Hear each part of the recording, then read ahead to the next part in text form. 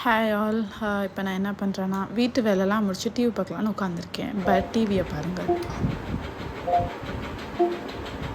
இதை பார்த்து டிவியில் ஏதோ பிரச்சனை நீங்கள் நினைப்பீங்க. But that's not right. இது என்னோடய க்யூட் லிட்டில் பிரின்ஸோட வேலை தான். அவர் தான் ரிமோட்டை கையில் வச்சுட்டு அவருக்கு என்னெல்லாம் தோணுதோ அதெல்லாம் அமுக்கிட்டு விளையாண்டுட்ருக்காரு.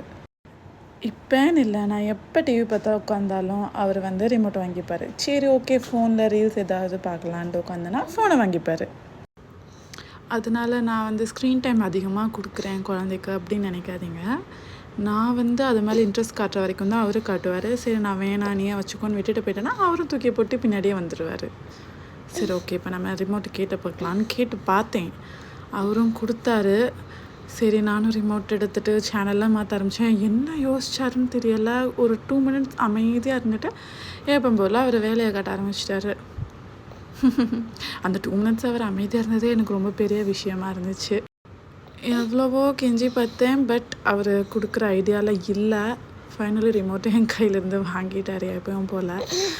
இப்போன்னு மட்டும் இல்லை, எப்பயும் இது தான் நடக்கும். உங்கள் வீட்லேயே ஒரு டாட்லர் இருந்தால் கண்டிப்பாக நீங்களும் இதுதான் ஃபேஸ் பண்ணுவீங்கன்னு நினைக்கிறேன். Especially moms.